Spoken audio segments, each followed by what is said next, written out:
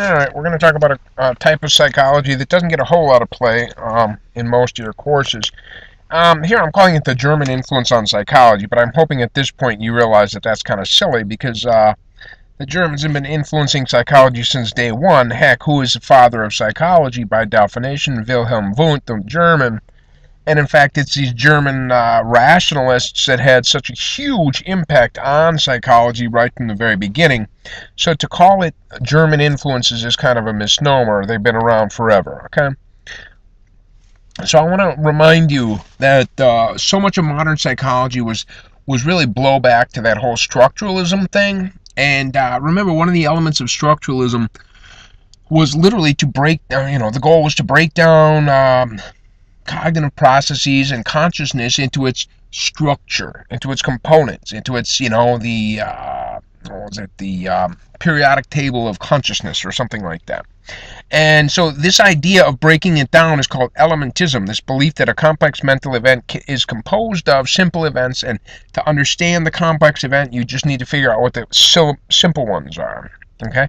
Well, Gestalt psychology, by definition, has as their mantra, the whole is more than the sum of its parts, and so the very notion of elementism, which is the founding principle of structuralism, is something that they disagree with, okay? No elementism allowed. Coming up before, there we go. Coming up before Gestalt psychology, you notice I've got this antecedents or something.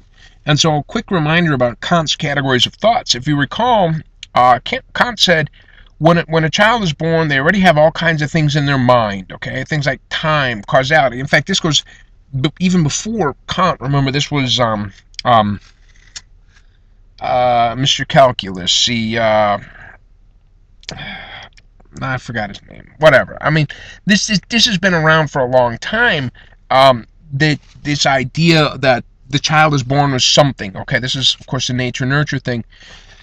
But even Kant, remember, he said you can never truly know the physical world, because what happens is between the sensation of the physical world and our perception of what happened, the categories of thought modifies it. Remember, he had some wacky things about how your mind is the center of the universe or something. It was a little whack job. Another antecedent of Gestalt psychology would be William James, and remember, he had referred to the stream of consciousness. He had objected to the idea that to study consciousness, especially in the elemental way, is to break it apart as though you take a photograph. And to take a photograph of a stream is not the stream, right? The stream is a living, moving thing. Okay, and he felt consciousness was the same way, and so to break it apart is to break apart a stream that you just can't do. Okay, so people before the Gestalt psychologists already were up in this. One of the early psychologies, in the chapter where Wilhelm Wundt was introduced, early approaches to psychology, one of the early approaches had been act psychology. Karl Stumpf was the major player in the act psychology. But it's a version of psychology that emphasizes the study of intact mental events. You want to study perceiving and judging instead of the elements that create it, okay? So it turns out that Stumpf was, in fact, one of the teachers of all the major Gestalt psychologists, Wertheimer and,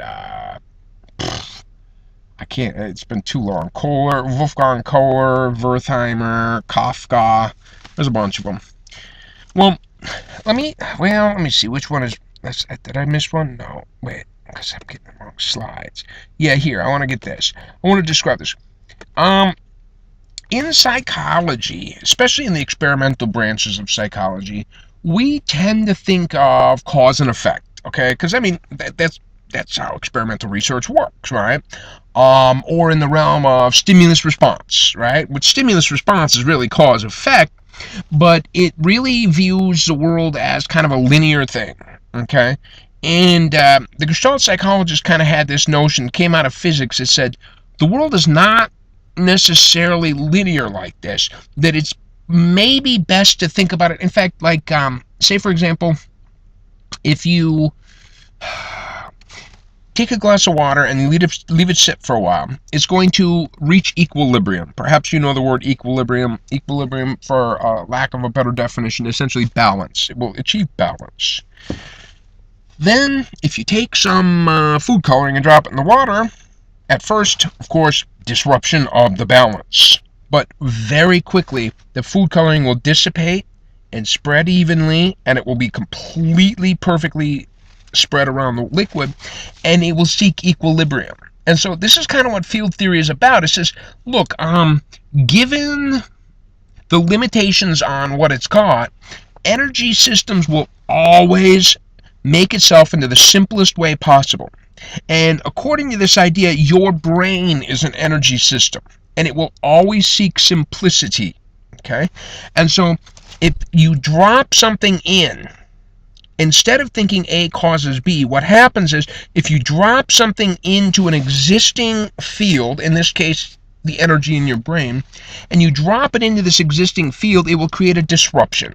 And when this field is disrupted, just like when you put the food coloring in the glass of water, it will automatically seek balance and order. The best balance and order it can possibly get under the current situation. And so when you drop something in your brain, what's going to happen is it's not A is going to cause B, because everything is going to be modified as a result. You notice every molecule in that water is now changed when you put that food coloring in. Okay, because it's going to distribute it evenly. And so everything gets changed. So instead of saying A causes B, it's like A goes in and everything changes to accommodate A. Okay, that's kind of the notion. There's some other words here, and I'm not sure that I want to, but here, okay, the brain contains structured fields of electrochemical energy, and when something comes into that field, the entire field modifies. Conscious experience is the interaction of what actually happens out in the world, the sensory data, and the forces in the brain. Okay, if you substitute forces in the brain for categories of thought, you can see where Kant's ideas are relevant here. Yeah, I don't think I'd care that one. The constancy hypothesis. This is actually the official word for what I was just saying a minute ago. The constancy hypothesis is the one that basically the notion that the world is somewhat linear, that A causes B and B causes C and C causes D. And they said, no, this is just silly, because guess what happens when you drop A in? Everything modifies to accommodate it. Okay? And then they formalized it into what they call the Law of Prägnanz, and it says, look, because of the tendencies of the force fields that occur in the brain, mental events will always tend to be organized, simple, and regular. Just like the food coloring dropped into the water becomes organized very quickly. Okay, you drop the food coloring in, you've disrupted equilibrium, but as quickly as possible, it's going to re-achieve equilibrium. And this is kind of what it says. Because of the tendencies, the world is going to be organized, simple, and clean as it possibly can. Okay? So it's really kind of an interesting contention that mental life has a tendency towards simplicity or order, something of that nature. So brain activity continues towards equilibrium unless something interrupts it. Okay, and so they had a lot of work to do with problem solving, and they said, okay, look, if there's a problem in your world, that disrupts this equilibrium. Okay, and when it's present like that, you get disequilibrium. Now, this disequilibrium is an interesting concept. Disequilibrium is creates a feeling of something like tension. If you think about this in terms of drive reduction theory, or say, for example, hunger is a sense of disequilibrium, right? When you feel hunger, you feel disequilibrium, and you're motivated, right, to reduce this disequilibrium because you want to be back in equilibrium or balance, something like that. And so when your brain fields are in a state of disequilibrium, in some ways we're motivated to reduce this disequilibrium. Okay, it's an undesirable state. And so the organisms begin scanning the environment for some way to solve this disequilibrium, in the same way that a hungry animal starts scanning the environment for food. An animal that experiences disequilibrium in their field will scan the environment to look for solutions to this disequilibrium. And so they were very interesting. They studied some stuff called insight learning, and basically what they argued was that the act of learning does not occur gradually. They're another, just like Guthrie did in the last chapter. It doesn't occur gradually. It's just one shot. I mean, it's just either yes, you know it, or no, you don't. And so here's an interesting little picture here, figure 14.3. It's a detour problem. What happens is you put the, in this case, an ape, and they look out the window and they see an objective outside the window, like a banana or something, right? Something like that. And the animals have to try to figure out how to get the banana. And of course, the apes need to be able to go around. And so the apes can solve this problem. It's not a matter of they gradually figure out the steps in the no. One instant they do not know, the next instant they do. Or more specifically, here's some classic work. This was done by Wolfgang Kohler. In fact, during World War I, he was working for the Prussian Academy of Sciences, and he's working on the island of Tenerife up in the Canary Islands. And the Canary Islands was a German colony at that point. And so he's studying these chimpanzees there, and by the way, it's one of these conspiracy theories, because the Canary Islands don't have chimpanzees in the Canary Islands. It's out in the middle of the Atlantic Ocean somewhere. Meanwhile, Germany has a colony called German Southwest Africa, modern-day Namibia, and they got not German. What am I? German East Africa, rather. German East Africa, modern-day Tanzania, and they've got plenty of chimpanzees in German East Africa. So why the hell are you out in the Canary Islands somewhere, okay? And a lot of people think that it was because Kohler's real job was to spy on British shipping rather than do this research. So, whatever. We know him for his research. So, anyway, Wolfgang Kohler, here's what he does. He puts this poor little chimpanzee, and you see that he's hanging bananas from the ceiling in the far left picture there. And here's what the monkey does. He jumps, he freaks out, he tries random stuff, and doesn't work. So here's what always happens. The monkey quits, gives up, says screw it, sits in the corner, and it's a game of sour grapes, right? The fox and the grapes, they were probably sour anyway. So you can see the monkey just actively going out of his way to not look at the bananas. I really didn't want those bananas. Great. And so then the monkey's sitting there a couple hours later. Doesn't even look like he's thinking about the bananas anymore, right? He's picking a nit or something. I don't know what he's doing. And then all of a sudden, you can just see the monkey's eyes open. The light bulb turns on. Holy shit, right?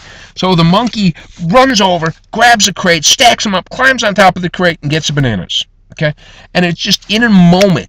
In one moment, the monkeys did not know. In the next moment, they did. Okay, and so this is sort of like when you put the food coloring in the water, it dissipates, and it is in a state of disequilibrium, and then boom, it's done. And it's in this instant that it occurs. Okay. And Kohler did a bunch of different versions of this similar thing, hang the bananas, the monkeys go, oh, and they try and they fail, and then they say, oh, forget it, I don't want the bananas anyway, and then they solve it in an instant. Boom, light bulb comes on. So here we've got a pole vaulting monkey on the far left. That's impressive.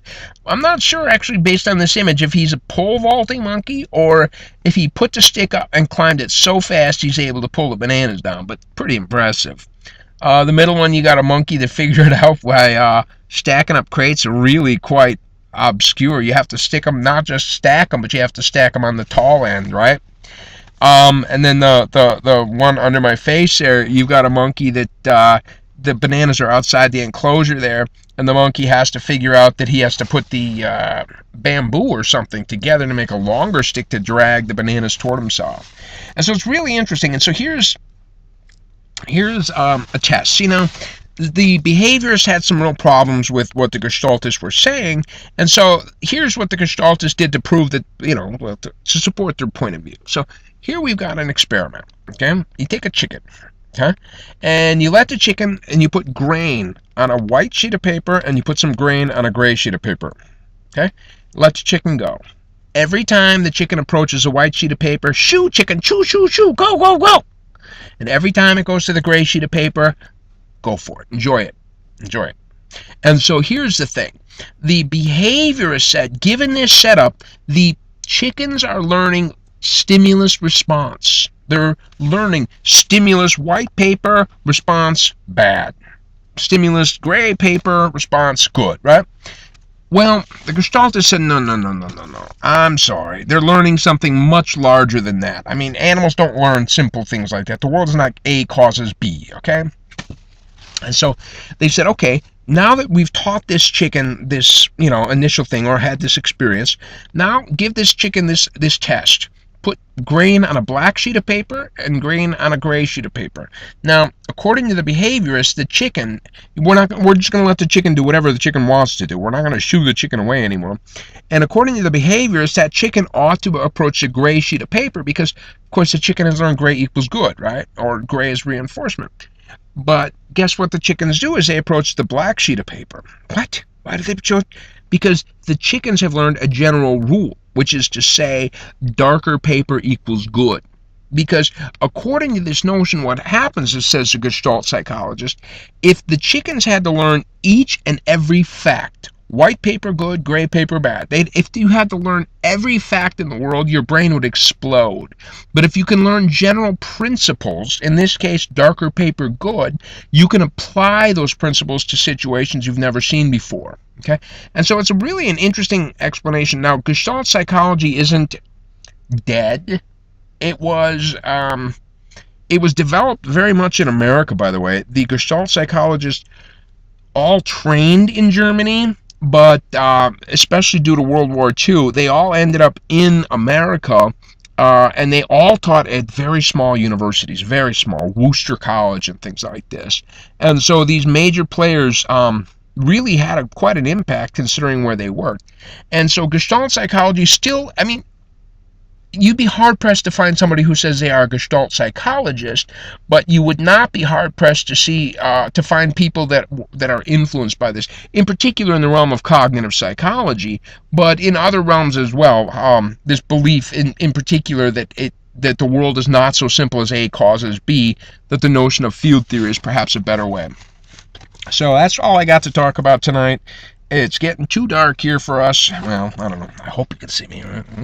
But getting too dark for me in here. I'm getting scared and the wolves are howling. All right. So I'll talk to you next time.